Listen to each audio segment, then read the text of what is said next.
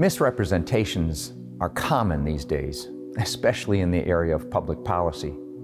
There are two bills that I've authored in this 2023 legislative session that are subject to mischaracterization that I thought it would be worth talking about.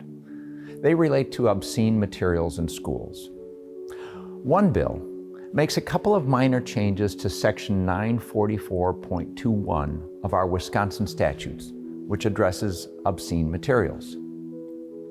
The mischaracterization or misrepresentation of the bill is that it attempts to ban books. It does not do that.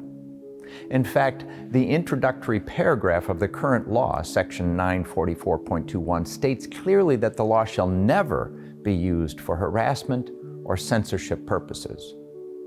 The bills I've authored recognize that and do not seek to change that stipulation. It is helpful, perhaps, to review the statutory definition of obscene material. The statute states that it means, quote, a writing, picture, film, or other recording that the average person, not quite sure how that would be defined, the average person applying contemporary community standards would find appeals to the prurient interest if taken as a whole. Now, I had to look up prurient. That's a tough word to say. It means, in essence, something that causes immoderate or unwholesome desires. In other words, it is intended to arouse sexual desire.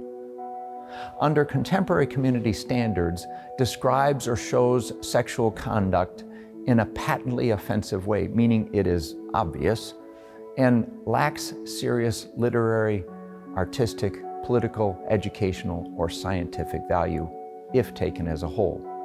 This point is key for educational settings.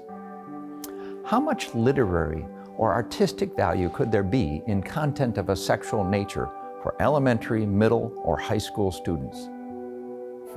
You see, current law grants immunity to staff members in an educational setting for violating our obscene materials law, which means that if an elementary school librarian or teacher thinks that there is a literary artistic value in a graphic book that describes sexual acts in detail, they can distribute it to students without consequence. That is current law.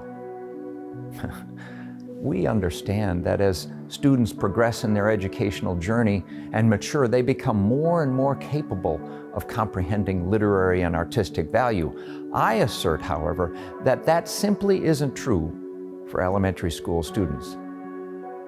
Yet our current law gives carte blanche immunity to all staff members in every educational setting from elementary school to college level. AB 308 simply removes the immunity exemption for elementary and secondary schools and private schools.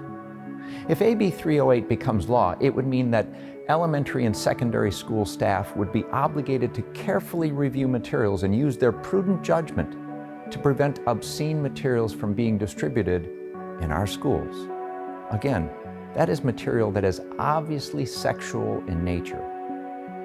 The companion bill, AB 309, simply states that the Common School Fund cannot be used to acquire content that is obviously sexual in nature, again, based on the statutory definition of obscene materials.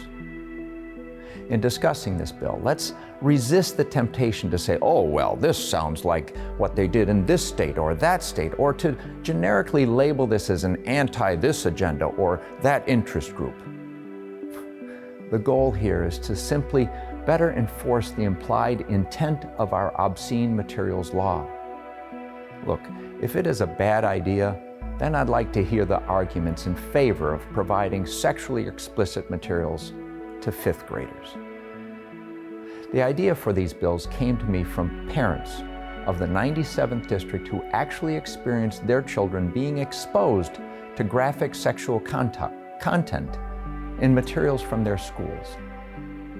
As grown-ups, we should be able to have an adult conversation about what kind of material is inappropriate for our students and the best manner to enforce our law as it relates to obscene materials.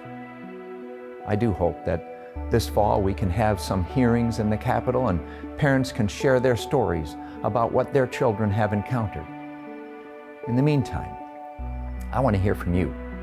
please email me at rep.allen@legis.wi.gov. Thank you.